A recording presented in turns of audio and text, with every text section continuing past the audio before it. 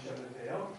인도 콜카타에 계신 우리 변상희 선생님이 오셔서 오늘 아버지의 뜻이라는 제목으로 말씀을 전해주셨는데 하나님 앞에 영광 돌리는 마음 가지고 또 말씀의 은혜를 사모하는 마음으로 또 박수하시고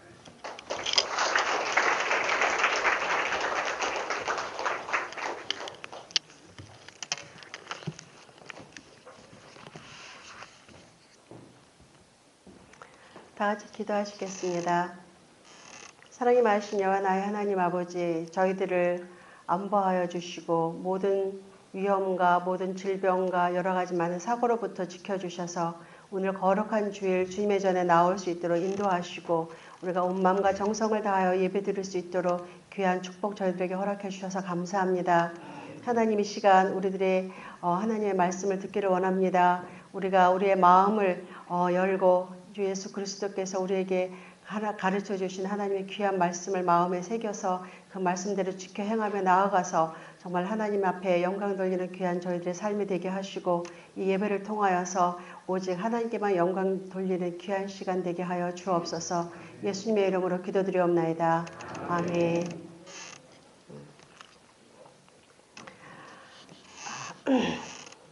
여기 오늘 마태복음 18장에 나오는 이 말씀은 우리가 많이 들어서 알고 있고 또 주일학교에서도 많이 배운 그런 귀한 말씀들입니다. 근데 여기에서 1절에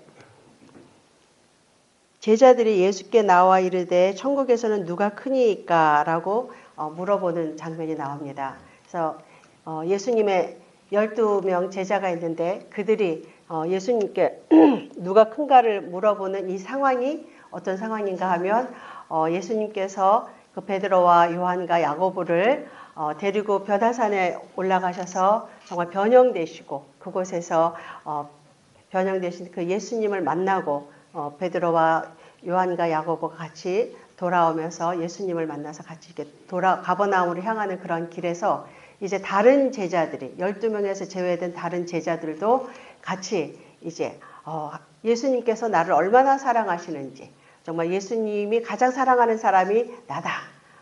베드로는 또 그렇게 이야기하고 또 요한은 요한대로 아니야 예수님께서 가장 사랑하는 사람은 나야. 그리고 야고보는 야고보대로 여러 12명의 그 제자들이 서로 이야기를 하면서 이제 예수님께서 그 변화산에서 변화되셨을 때 이제 그 모습을 보고 이 사람들이 생각하기를 정말 이 로마의 식민지하에 있는 이 나라가 메시아가 오셔서 정말 메시아를 기다리고 있는 그 간절한 마음을 가지고 있는 그들이 정말 이 세상의 왕국을 회복하실 분이 바로 예수님이시구나 라고 생각을 했어요. 그래서 이제 그들이 생각할 때 이제 그러면 예수님께서 이 세상의 임금이 되신다고 하면 내가 오른쪽에 아니면 네가 왼쪽에 우리를 아주 높은 자리에 세워주실 거다라는 생각을 가지고 이런 논쟁을 하는 것을 볼 수가 있어요. 그래서 서로 이렇게 논쟁을 하다 보니까 이제 결론이 나질 않으니까 그러면 우리가 예수님이 앉아 계실 때 예수님께 나아가서 물어봤어요. 그러면 천국에서 가장 큰 사람이 누구입니까? 라고 예수님께 물어보자. 그러고 나아가서 예수님께 물어봤어요. 그럴 때 제자들이 생각할 때 자기들의 이름을 불러줄 거라고 생각을 했는데 오히려 예수님께서는 말씀하시기를 그곳에 무리 중에 작은 아이를 한 명 데리고 와서 그 아이를 품에 안으시고 말씀하셨어요. 근데 이 어린 아이를 예수님께서 안으시고 데리고 와서 안아주시는 것을 통하여서 예수님께서 보여주시고 싶으신 것은 그 당시에는 여성분이나 어린 아이들은 사람들이 하찮게 생각하고 그 그룹이나 이런 공동체 생활 안에 들어오지도 못하게 하고 했던 그러니까 아주 낮게 생각하는 그러한 상황이었어요. 그런데 그 중에서 그 어린아이를 하나 예수님께서 찾으시고 품에 안으셨어요. 그것을 통하여서 예수님께서 보여주시고 싶은 것은 이 어린아이나 여성분이나 여기에 있는 제자들이나 하나님 앞에서 예수님은 눈앞에서 동등하다는 것을 보여주고 싶으셨기 때문에 그 어린아이를 품에 안으셨어요. 그러고서 이 세상에 천국에서 누가 큽니까? 라고 물어보는 그 제자들에게 예수님께서 말씀하시기를 3절에 이르시되 진실로 너희에게 이르노니 너희가 돌이켜 어린아이들과 같이 되지 아니하면 결단코 천국에 들어가지 못하리라 라고 말씀을 하셨어요. 전혀 정말 생각도 못했던, 상상도 하지 못했던 그 답변을 예수님께로부터 들었는데, 예수님께서 말씀하시기를 어린아이들과 같이 되지 아니하면 결단코 천국에 들어가지 못하리라 하셨는데, 그 앞에 말씀하신 게 돌이켜, 너희가 돌이켜서 어린아이와 같지 아니하면 이라고 말씀하신 거예요. 돌이킨다는 것은 무엇입니까? 그 이전의 어떤 상태에서 돌아선다는 것을 이야기하는데, 그것은 뭐냐 하면 바로 그 전에 제자들의 상태가 어떤 상태였습니까? 예수님께서 이 세상에 권세를 잡으실 것을 생각하고 명예욕과 권세욕과 막 교만함과 욕심과 이런 것이 마음 가운데 아주 가득한 그런 상태에 있는 그런 제자들이었어요. 그래서 예수님께서 말씀하신 것은 너희가 돌이켜야 된다고 말씀하신 거예요. 돌이켜서 그 교만함과 그 오만함과 그 욕심과 그 권세욕과 명예욕과 이 모든 것들을 다 내어버리고 회개하고 변화받아야 된다라고 말씀하셨어요. 그렇게 변화받은 다음에 그 상태가 정말 어린아이와 같이 나는 아무것도 할 수 없어요. 부모님이 아니면은 이 어린아이들이 무엇을 할 수 있겠어요? 지금 유아 세례를 받은 우리 소진이와 시연이와 하준이가 지금 뭘 할 수 있겠어요? 아무것도 할 수 없어요. 그 아이들이 할 수 있는 일은 오직 엄마 품에, 따뜻한 엄마의 품에, 아빠의 품에 안기고, 그리고 배가 고플 때 그 엄마의 젖을 빨아서 정말 열심으로, 그 아이가 아는 거는 배가 고프면 먹어야 되는 거, 열심으로 다해서 그거밖에 아무것도 없어요. 그래서 우리가 성경에 보면은 그 신령한 젖을 사모하라라는 말씀이 나오는데, 바로 어린아이의 상태가 그렇잖아요. 그러니까 우리가 내가 잘나서, 내가 지식이 있고, 내가 힘이 있고, 내가 권세가 있고, 내가 파워가 있어서 내가 뭐를 할 수 있다라는 그런 생각을 버리고 회개하고 돌아서서 주님, 나는 주님이 아니면 아무것도 할 수 없습니다. 정말 예수님께서 이 세상에 오지 않으셨고 우리를 죄를 위해서 십자가에 돌아가 주시지 않았다면 오늘날 우리가 여기 있을 수 있나요? 없어요. 있을 수도 없고 예수님이 아니시면 아무 소망이 없어요. 그렇지만 정말 예수님께서 우리를 사랑하셔서 정말 자기 무엇뿐 보좌를 버리시고 이 세상에 오셔서 십자가에 돌아가 주시고 부활하시고 승천하셔서 오늘도 우리를 위해서 기도하고 계시는 그 예수님 때문에 오늘 우리가 이 자리에 있을 수 있고 우리가 그 소망을 가지고 우리가 살아갈 수 있잖아요. 그러니까 어린 아이들이 정말 그 사모하는 것처럼 그 주님을 사모하는 간절한 마음, 주님 아니면 내가 아무것도 할 수 없다라는 자기를 내려놓는 그런 겸손함이 우리에게 있어야 될 것이에요. 그래서 그러면은 천국에 어떻게 들어갈 것인가? 4절 말씀에 말씀하시기를 그러므로 누구든지 이 어린아이와 같이 자기를 낮추는 사람이 천국에서 큰 자니라 라고 말씀하셨어요. 그러니까 항상 성경을 보다 보면 교만은 패망의 선봉이고 교만은 바로 하나님을 대적하는 것이고 교만하지 말 것에 대해서 항상 성경에서 말씀하고 계시는 것처럼 하나님 앞에서 우리의 자세는 항상 우리를 낮추고 항상 겸손하게 엎드리는 그런 모습을 주님께서 원하시는데 그런 사람이 자기를 낮추고 정말 나는 아무것도 할 수 없습니다. 주님이 아니면 아무것도 할 수 없습니다. 오직 주님만 바라보고 겸손히 자기를 내려놓는 그런 사람을 예수님께서 말씀하시기를 천국에서 큰 자라고 말씀하셨습니다.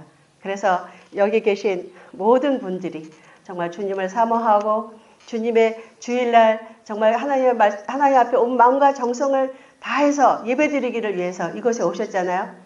지금 많은 사람들이 저희 목사님이 전주를 가셨어요, 어저께. 그런데 기차표를 사려고 했더니 기차표가 전부 다 매진됐대요. 그럼 우리는 인도에서 온 사람이니까 무슨 상황인지 전혀 몰랐어요. 근데 나중에 보니까 월요일까지 연휴가 있으니까 사람들이 전부 다 여행을 떠난 거예요. 그러다 보니까 기차표를 못 사게 됐었어요. 그러니까 지금 많은 사람들은 정말 자기가 가고 싶은 거, 보고 싶은 거, 즐기고 싶은 곳, 누리고 싶은 곳으로 다 떠났어요. 그런데도 불구하고 여러분들은 여기에 하나님 전에 하나님의 전을 사모하고 하나님 앞에 예배드리기를 원해서 신령과 진정으로 이 시간에 예배드리고 있잖아요. 그러니까 이 모습을 보시고 하나님이 얼마나 기뻐하시겠어요. 바로 여러분들이 정말 예수님께서 말씀하신 천국에서 큰 자, 주님 앞에서 낮추는, 그래서 천국에서 큰 자들인 것입니다. 아멘? 여러분들이 전부 다 큰 자들이세요.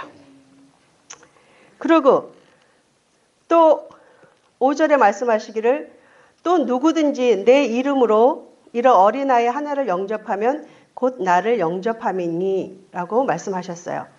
천국에서 큰 자가 바로 어떤 자냐면 그 어린아이를 예수님을 영접하듯이 영접하는 자라고 말씀하셨어요. 그 영접한다는 것은 어떤 것이겠어요? 내 마음에 받아들이는 것이잖아요. 그 받아들이는 것인데 그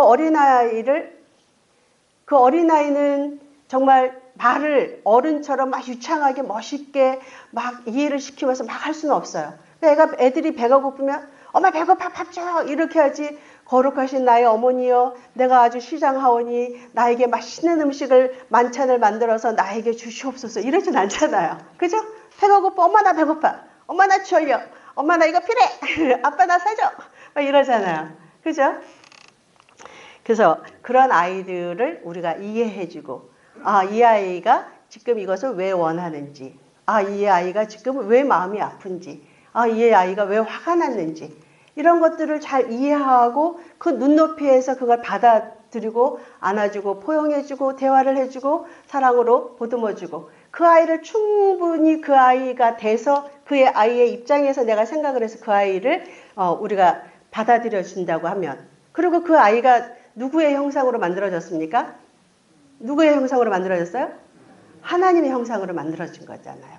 저도 하나님의 형상으로 지음을 받은 사람이고 여기 계신 모든 분들도 그렇고 동일하게 조금 아까 유아세례 받은 서준이나 시연이나 하준이나 모두 하나님의 형상대로 지음을 받은 사람이기 때문에 존중해줘야 돼요. 존중해주고 하나의 인격체로 그 아이들을 받아들여주고, 그럴 때 우리가 그럴 때 바로 예수님께서 말씀하시기를 내 이름으로 이런 어린아이 하나를 영접하면 곧 나를 영접함이니라고 말씀하신 거예요. 근데 만약에 내가 어린 아이들, 주일학교 아이들이나 아니면 나의 자녀나 아니면 조카나 학교에 다니는 아이들이나 이웃에 있는 아이들이 좀 시끄럽게 한다고, 조금 짜증 부린다고, 뭐 좀 소리 지른다고 싫어하거나 미워하거나 그 아이들을 야단치거나 해서 그 아이들이 마음에 상처를 받는다고 하면 나는 예수님을 영접한 사람이라고 나는 믿고 있는데 하나님의 말씀에 비추어서 보면은 나는 예수님을 영접한 사람이 아닌 거잖아요. 그러니까 우리가 항상 그거를 생각해 봐야 된다고 생각해요. 그래서 이 하나님의 말씀을 우리가 지켜 행하며 살기를 원하는데 이 말씀대로 그 어린아이 한 명이라도 우리가 진짜 영접해 주는 거, 그 아이 입장에 생각해 주는 거, 그 아이를 포용해 주는 거, 그 아이를 정말 내 마음을 다해서 나의 모든 사랑을 다해서 그 아이를 보듬어주고 안아주고 케어해주는 이것을 통해서 예수님을 영접하는 것이라고 말씀하셨어요. 그리고 6절에 보면 누구든지 나를 믿는 이 작은 자 중 하나를 실족하게 하면 차라리 연자 맷돌이 그 목에 달려서 깊은 바다에 빠뜨려지는 것이 나으니라. 그 어린아이를 향하신 그 예수님의 마음이 얼마나 그 아이를 사랑하시고 그 아이를 진정으로 위하시는지 그 마음으로 우리가 알 수 있는데, 예수님을 믿는 자, 나를 믿는 이 작은 자 중에 하나를 만약에 실족하게 하면, 실족한다는 말은 제가 찾아봤더니 한자어로는 발을 잘못 디디는 것, 행동을 잘못하는 것이라고 한자어로는 나와 있는데, 성경에서는 스캔달론이라는 언어로 어원이 그렇게 되어 있는데 그것은 뭐냐면 걸려서 넘어지게 하는 것이라는 뜻이라고 합니다. 내가 바깥에서 무슨 교회 오기 전에 뭐 막 이렇게 기분 나쁜 일이 생겼어요. 그러면 기분이 나빠서 내가 교회에 왔어요. 그 교회 왔으니까 내가 막 기분이 나쁘고 막 화가 나고 분이 난 상태에서 교회를 왔는데 안녕하세요. 선교사님하고 인사를 하는데 제가 예, 안녕하세요. 웃으면서 인사가 나오겠어요? 안 나와요. 그죠? 내 안에서 막 화가 나 있고 분이 있고 막 화가 나 있는데 웃으면서 인사할 수 없죠. 그러다 보면 예, 안녕하세요. 그러고 지나가요. 그러면 인사한 사람이 어떻게 되겠어요? 저 선교사님 진짜 못됐다. 왜 내 인사를 받아주지도 않고 저러시지? 그러면 이제 이분도 화가 났어요. 그것 때문에. 이분도 화가 나니까 또 다른 분이 집사님 그동안 잘 지냈어요? 그랬더니 그냥 그래. 또 이렇게 얘기를 한단 말이에요. 화가 나 있으니까. 이 선교사 때문에 화가 났어. 그러니까 이분도 화가 나고 그러니까 이분을 보고 집사님 잘 계셨어요 했는데 또 그냥 그래 뭐 이런 식으로 또 넘어가면 이분도 퉁명스럽게 얘기하고 들으니까 또 다른 사람도 또 연쇄적으로 그분도 기분이 또 나빠지게 되는 거야. 그러면 이게 말씀을 들어야 되는데 주님 앞에 나와서 예배를 드려야 되는데 온 마음과 정성으로 신령과 진정으로 예배를 드릴 수가 없게 되잖아요. 그래서 이 실족이라고 하는 말은 바로 뭐냐면 이렇게 해서 사람을 정말 올바로 서지 못하도록 하나님 앞에서 평안을 누리지 못하도록 정말 옳은 길로 행하지 못하도록 사람을 걸려서 넘어지게 하는 것이 실족이라는 말로 이제 돼요. 그래서 여기서 우리가 보면은 마태복음 17장 27절에 보면은 이렇게 말씀이 되어 있어요. 그러나 우리가 그들이 실족하지 않게 하기 위하여 내가 바다에 가서 낚시를 던져 먼저 오르는 고기를 가져 입을 열면 돈 한 세겔을 얻을 것이니 가져다가 나와 너를 위하여 주라 하시니라. 그래서 여기에서 그 예수님께서 말하는 그 실족이라는 것이 무엇인지 이해가 될 수 있는 부분인데 뭐냐면 예수님께서 성전을 지나가시는데 그 가버나움에서 성전을 들어가시는데 거기 있는 사람이 이제 성전 세를 내라고 하시는 거예요. 근데 예수님께서 누구세요? 성전이면 하나님의 전인데 예수님이 누구세요? 하나님이시잖아요. 그 하나님이신 예수님께서 왜 세금을 내야 돼요? 뗄 필요가 없잖아요. 그런데도 불구하고 예수님께서 베드로에게 말하기를 우리가 그들이 실족하지 않게 하기 위하여 내가 바다에 가서 낚시를 던져 먼저 오르는 고기를 가져 입을 열면 돈 한 세겔을 얻을 것이니 가져다가 나와 너를 위하여 주라 하십니다. 이렇게 말씀하셨어요. 그래서 예수님께서는 이 세상에 사시면서 이 세상의 법을 그대로 따르셨던 모습을 볼 수가 있고 예수님께서 만약에 성전에 세를 내지 않았을 경우에 그 사람들이 그 예수님에 대해서 모함하고 예수님을 잡으려고 하는 여러 가지 많은 그런 함정을 파기를 원하는 사람들이고 어떻게 하면 예수님을 이 세상에서 정말 메시아로 생각하는 사람들이 그래야 하지 못하도록 하고 싶은 그런 마음이 있는 유대교인들이 얼마나 틈을 타고 싶었겠어요. 왜냐하면 넘어지게 하도록 예수님을 넘어지고 올무에 묶이도록 하기 위해서 그럴 때 예수님께서 그들이 잘못 오해할까 봐 그래서 그 물고기에서 잡아서 그 세겔을 주라고 말씀하신 것을 볼 수 있어요. 그래서 여기에서 성경에 말씀하시기를 누구든지 나를 믿는 이 작은 자 중 하나를 실족하게 하면 차라리 연자 맷돌이 그 목에 달려서 깊은 바다에 빠뜨려지는 것이 나으니라 라고 말씀하셨어요. 그러면은 여기서 우리가 알 수 있는 것은 하나님께서 어린아이 한 명을 얼마나 귀하게 여기시는지.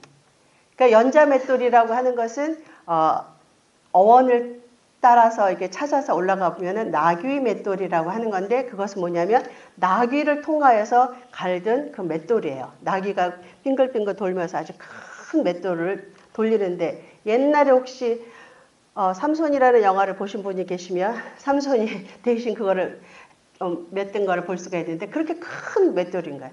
그런 것을 목에 매달아서 바다에 빠뜨리는 게 오히려 더 낫다라고 말씀하셨는데 어린아이 한 명을 마음 실족해 하고 정말 뭔가 그 마음의 상처를 받게 하고 뭔가 그 아이가 실망과 좌절과 낙심과 그냥 어두운 그 상황 가운데 과하게 내 말과 내 행동 때문에 그렇게 된다고 하면 차라리 그 사람에게는 연자 맷돌을 목에 매달아서 바다에 빠뜨리는 게 낫다라고 말씀하셨어요. 이것은 뭐냐면 예수님께서 그 아이를 하나님의 형상대로 지음받은 그 사람, 그 어린 아이 한 명이라도 귀하게 여기시는 그 마음을 우리가 알 수가 있죠. 우리가 그래서 7절에 보면은 실족하게 하는 일들이 있음으로 말미암아 세상에 화가 있도다. 실족하게 하는 일이 없을 수는 없으나 실족하게 하는 그 사람에게는 화가 있도다. 그래서 경고하신 것이 8절부터 9절 말씀에 있어요. 만일 네 손이나 네 발이 너를 범죄하게 하거든 찍어내버리라. 장애인이나 다리 저는 자로 영생에 들어가는 것이 두 손과 두 발을 가지고 영원한 불에 던져지는 것보다 나으니라. 만일 네 눈이 너를 범죄하게 하거든 빼어내버리라. 한 눈으로 영생에 들어가는 것이 두 눈을 가지고 지옥불에 던져지는 것보다 나으니라. 라고 말씀하셨어요. 그러니까 그만큼 어린아이를 실족하게 하는 것을 예수님께서는 결코 원하지 않는다는 것이에요. 우리가 10절에 보면은 삼가 이 작은 자 중에 하나도 없인 여기지 말라. 너희에게 말하느니 그들의 천사들이 하늘에 계신 내 아버지 얼굴을 항상 배옵느니라. 이 작은 자 하나도 없인 여기지 말라 그랬어요. 우리가 가정에서 자녀들을 키우다 보면 아이들이 어떤 때는 아이들이 무슨 의견을 낼 때가 있어요. 무슨 일을 당했을 때 그 일을 어떻게 해결해 나가야 될까라고 생각할 때 아이들이 엄마 이렇게 하면 될 것 같은데요? 아니면 아빠 이렇게 해도 좋을 것 같은데요? 라고 얘기할 때 우리가 생각할 때 그 아이들은 인생을 많이 살아보지도 않았고 경험도 없고 아직 지식도 없고 배워야 되는 단계고 그러다 보니까 우리가 생각할 때 그 아이들의 말을 무시해버려요. 에휴 조용히 해. 알았어 조용히 하고 있어. 그냥 있어. 이렇게 아이들이 뭔가 부모에게 하고 싶은 말이 있어도 그거를 들어주기보다는 엄마 바빠. 아빠 바빠. 이따가 얘기하자. 이런 식으로 하면서 아이들의 말을 들어주지 않을 때가 많이 있어요.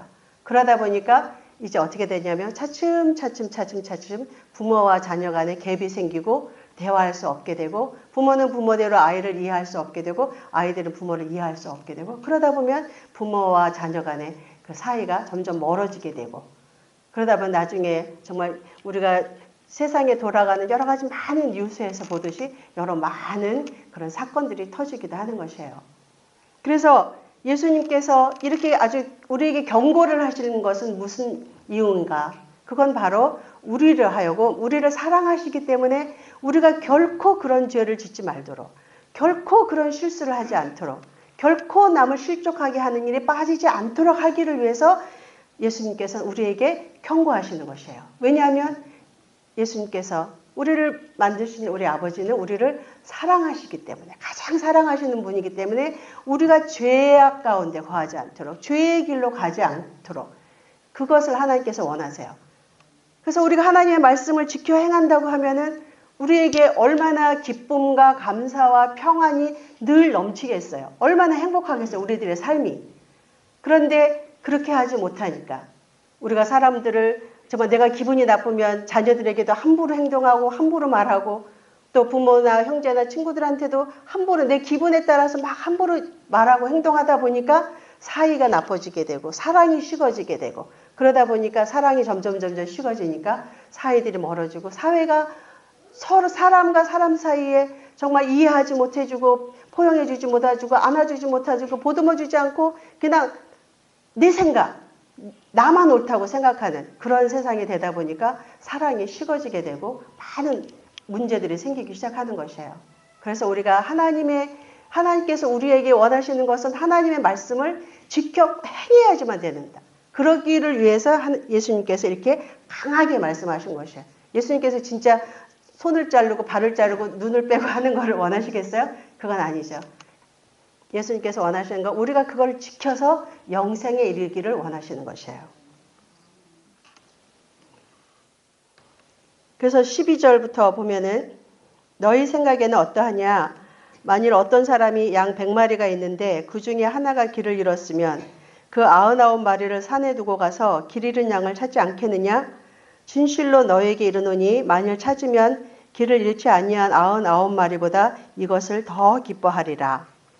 그러니까 여기에서 하나의 또 예로 예수님께서 말씀하셨어요. 양이 100마리가 있는데 하루 종일 이렇게 잘 정말 시냇가로 데리고 가서 물을 먹이고 좋은 풀밭에 가서 꼴을 먹게 하고 하루 종일 잘 돌봐줬는데도 불구하고 나중에 집에 넣을 때 보니까 한 마리, 두 마리 다 세서 이름을 부르면 세서 넣었는데 보니까 한 마리가 없어요. 그러면은 그때 그 목자, 참된 목자라고 하면은 그 마음이 어떻겠어요? 아니, 이제 날도 어두워지고 있는데 지금 그 산은 정말 바위도 많고 그 다음에 정말 가시나무도 많고 절벽도 있고 그런데 도대체 이 양 한 마리가 어디로 간 거야? 그 얼마나 그 양의 99마리가 우리에 있으니까 아예 한 마리 없어져도 되지 이렇게 생각하는 것이 아니고 정말 그 양을 사랑하는 목자는 그 양의 입장에서 생각을 하는 거예요. 이 날도 어두워져 갔는데 정말 그 산에 야생 짐승들도 많은데 잡혀먹을 줄도 모르고 그 다음에 어두워지다 보면 발을 헛디뎌서 어디선가 정말 절벽에서 떨어져 있을지도 모르고 아니면 어떤 숲을 가운데서 엉켜서 정말 헤어나지 못하고 그냥 염소가 양이 어떻게 오는지 울겠지만 아무튼 매매 하면서 이제 그 목자를 찾아서 막 부르짖고 찾고 있는 그 안타까운 막 그런 상황에 있을 거를 생각을 하니까 그거 안 찾을 수가 없잖아요. 그러니까 날이 어두운데 그때 뭐 가로등이 있어서 산에까지 가로등이 있겠어요? 불이 있겠어요? 없잖아요. 그런데도 불구하고 이 목자는 그 한 마리, 자기가 사랑하는 그 한 마리의 양을 99마리가 우리에 있지만 잃어버린 그 한 마리의 양을 찾기 위해서 정말 그 산길을 다시 찾아 올라가서 자기가 넘어지는지 발이 삐걱거리는지 정말 상관없이 가시에 자기 몸이 핥혀지든지 상처가 나든지 상관없이 그 어린 그 양 한 마리가 정말 그 어두운 산에서 그 어두운 가운데서 어떤 환경이 거했을지 모르는 그 안타까운 마음으로 그 양을 막 찾아서 헤매서 결국은 그 양을 찾았을 때 얼마나 큰 기쁨이 있겠어요. 그래서 예수님께서 그 하나의 예로 그걸 들어서 말씀하신 거예요. 그래서 14절에 말씀하시기를 이와 같이 이 작은 자 중에 하나라도 잃는 것은 하늘에 계신 너희 아버지의 뜻이 아니니라 라고 말씀하셨어요. 아버지의 뜻은 무엇이에요? 한 마리라도 잃어버리지 않는 거, 한 명이라도 잃어버리지 않는 거. 정말 우리가 생각할 때 아이들은 보잘것없고 그 아이들은 정말 값어치가 없는 것 같아 보이고 우리는 정말 대학을 나왔고 대학원을 나왔고 학위를 가지고 있고 나는 무슨 어떤 지위를 가지고 있으니까 나는 하나님 앞에서 중요한 사람이 있지만 그 어린아이는 아직 뭐 태어난 지 얼마 되지도 않고 이 세상도 모르고 아직까지 값어치도 없는 그런 아이니까 그렇게 생각하겠어요? 아니에요. 아버지는 동일하게 생각하세요.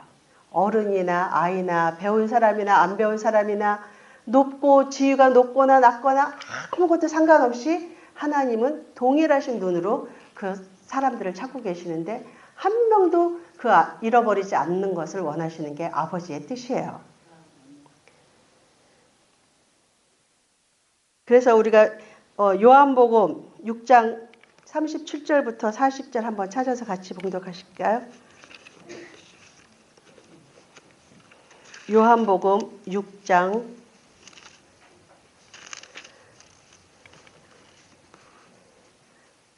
37절부터 40절입니다. 요한복음 6장 37절부터 40절이요. 다 찾으셨죠? 자, 시작. 아버지께서 내게 주시는 자는 다 내게로 올 것이요 내게 오는 자는 내가 결코 내쫓지 아니하리라. 내가 하늘에서 내려온 것은 내 뜻을 행하려 함이 아니요 나를 보내신 이의 뜻을 행하려 함이니라. 나를 보내신 이의 뜻은 내게 주신 자 중에 내가 하나도 잃어버리지 아니하고 마지막 날에 다시 살리는 이것이니라. 내 아버지의 뜻은 아들을 보고 믿는 자마다 영생을 얻는 이것이니 마지막 날에 내가 이를 다시 살리리라 하시니라. 아멘. 40절에 내 아버지의 뜻은 아들을 보고 믿는 자마다 영생을 얻는 이것이니 마지막 날에 내가 이를 다시 살리리라 하셨어요. 아버지의 뜻은 아들을 보고 믿는 자마다 영생을 얻는 것입니다. 그래서 우리가 생각할 때 내가 아무리 나이가 많아도 하나님 앞에, 아버지 앞에서, 부모들 앞에서 내 나이가 아무리 많아져도 아이는 아이잖아요. 그죠? 저희 어머니가 이제 89세인데 저는 이제 60이에요. 그런데 엄마 앞에서는, 어머니 앞에서는 저는 아직도 자녀인 것이에요. 어린 아이와 같은 것이에요. 그러니까 우리 하나님 앞에서 우리 모두는 다 어른이 아니고 하나님 앞에서 다 어린 자녀들인 것이에요. 그래서 여러분들 중에, 모든 사람들 중에 정말 한 명도 잃어버리지 않고 모든 사람이 예수를 믿는 것, 정말 구원을 받는 것, 그 예수님을 통하여서 그 믿음을 가지고 우리가 구원받는 것, 그것을 아버지께서는 원하시는데 바로 그것이 아버지의 뜻이에요. 우리가 디모데전서 2장 4절에 보면은 말씀하시기를, 디모데전서 2장 4절에 하나님은 모든 사람이 구원을 받으며 진리를 아는 데 이르기를 원하시느니라 라고 말씀하고 계세요. 그래서 하나님이 원하시는 것은 뭐냐면 이 세상 모든 사람이 구원을 받으며 진리를 아는 데 이르기를 원하는 것이다 라고 말씀하셨어요. 그래서 저희가 인도에 가서 지금 33년째 사역을 하고 있는데 어느 우리의 인생을 통해서 하나님께서 몇 명을 구원하시기로 작정하셨는지 저는 몰라요.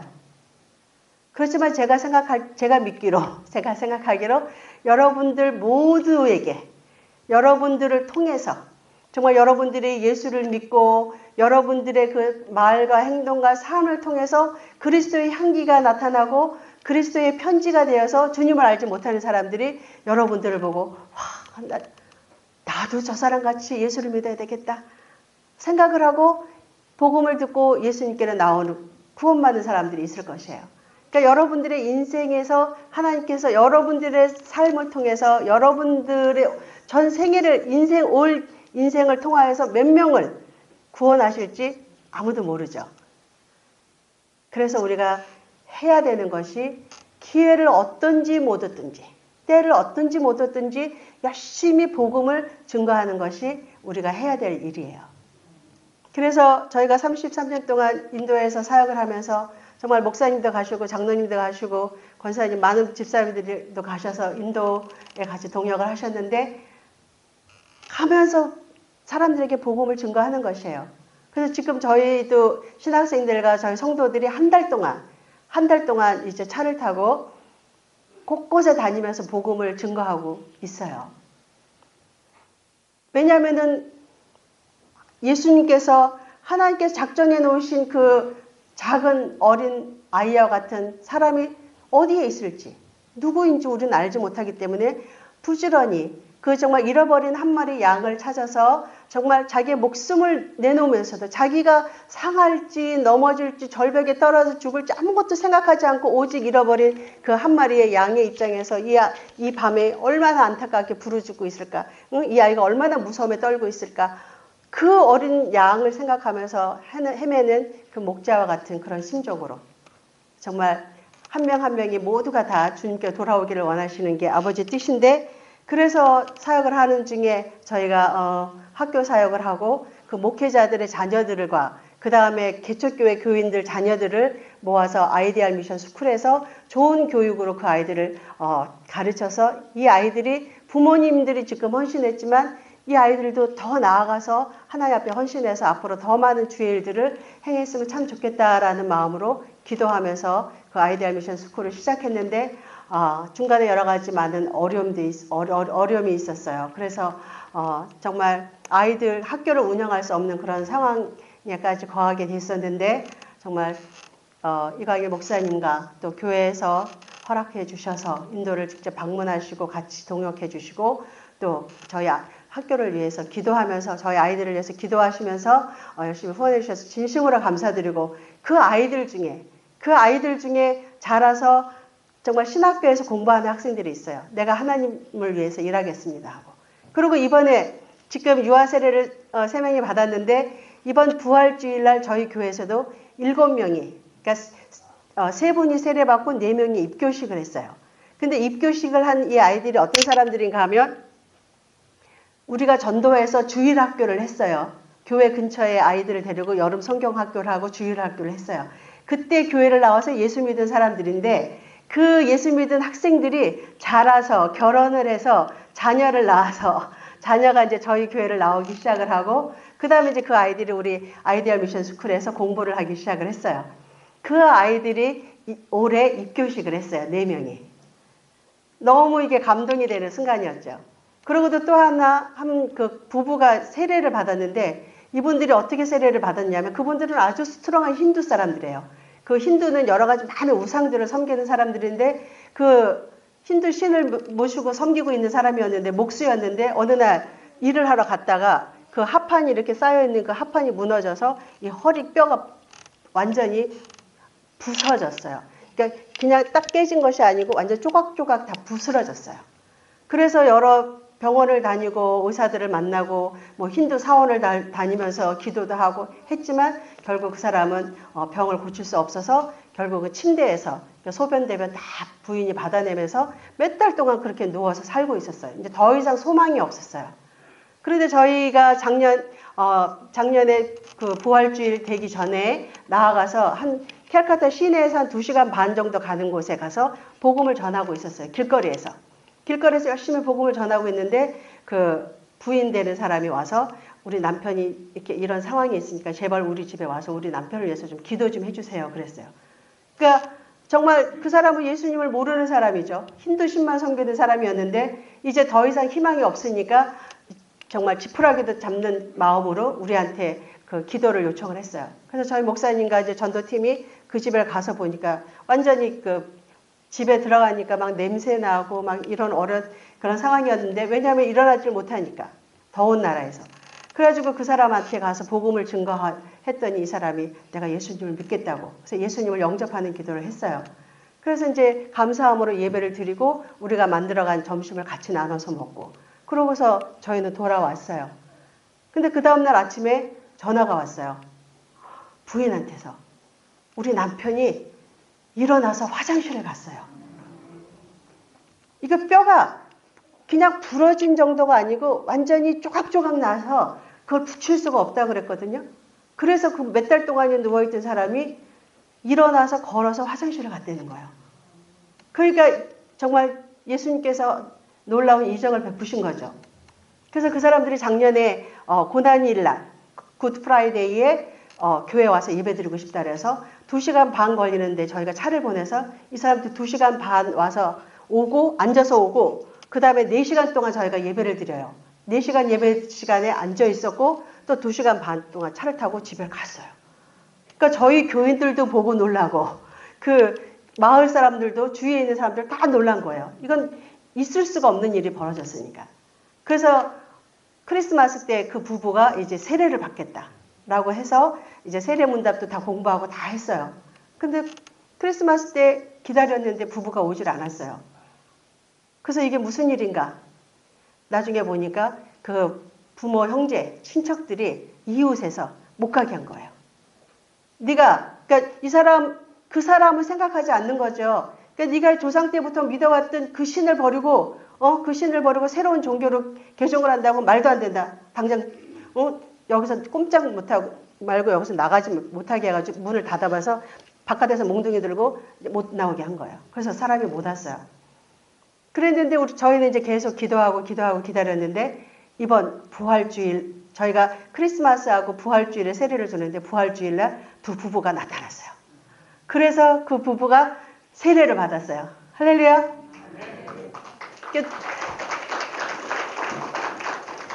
정말 놀라운 하나님께서 그 이적을 통해서 그 사람들이 자기가 확실하기 때문에 자기가 확실하게 믿기 때문에 정말 예수님 외에는 이런 이적을 행하실 분도 없고 예수님 외에는 우리가 구원받을 다른 이름이 없다는 그 확신을 가지고 열심으로 교회를 나오고 정말 매일같이 성경을 읽으면서 기도하면서 했더니 결국은 그들이 이제 구원을 받고 정말 세례를 받고 하나님의 자녀가 되었어요. 그래서 그 부부가 그래서 조그마한 남편이 직업을 잃었으니까 조그마한 식당을 하나 열었어요. 아주 조그만 부엌에서 밥만 해서 사람들한테 나눠주는데 얼마나 많은 사람들이 그 식당을 찾는지 감당이 안 될 정도예요. 왜냐하면 완전히 그 침대에 누워있던 사람이 일어나서 일을 하고 있는 걸 보니까 지금 그 남편이 자전거에 자기 부인을 자전거 뒤에 앉히고 일하러 왔다 갔다 하는 거예요. 그러니까 다른 동네에서들도 그 사람을 보러 오는 거예요. 그러니까 여기서 보러 오니까 이 사람이 뭘 하겠어요? 예수님이라는 분이 나를 고치셨어. 이거밖에 할 말이 없잖아요. 그러니까 그 사람을 통해서 예수 그리스도의 복음이 그 마을 전체로 지금 증거가 되고 있어요. 그래서 하나님의 뜻은 그 잃어버린 한 영혼이라도 주님께로 다시 돌아오도록 하는 것.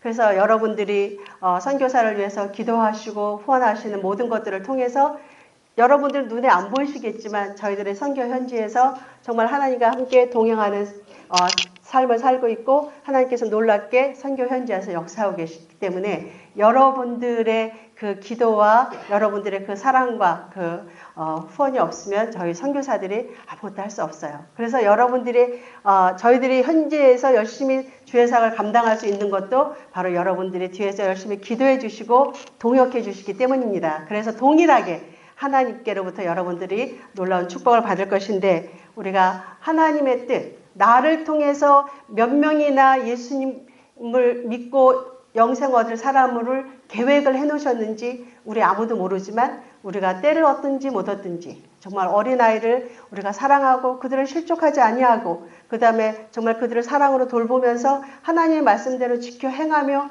복음을 증거하며 하나님의 뜻을 행할 때 하나님께서 여러분 모두에게 크게 축복하실 것을 믿습니다. 기도하시겠습니다. 사랑의 하나님 아버지 감사합니다.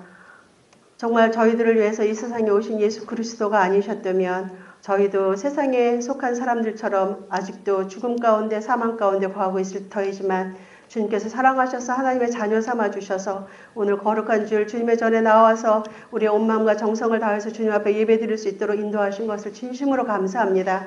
하나님 아버지 이것이 우리 대에 그치지 아니하게 하시고 아직까지 믿지 아니하는 우리 부모 형제 자매 친척들 우리 자녀들 모두에게 주의 성령께서 함께하여 주셔서 그들도 주님을 알게 하시고 주님을 믿게 하시고 정말 그들도 하나님의 자녀가 되게 하여 주시옵소서. 그리하여서 주님 다시 오실 그때까지 믿음을 지켜 행하며 나아가는 정말 하나님의 뜻대로 행하며 나아가는 하나님의 귀한 모든 가족들 될 수 있도록 이 교회와 아버지 모든 성도들의 가정을 축복하시고 또 축복하여 주시옵소서. 감사하며 예수님의 이름으로 기도드리옵나이다. 아멘. 귀한 말씀 감사합니다. 우리 다시 한번 감사합니다.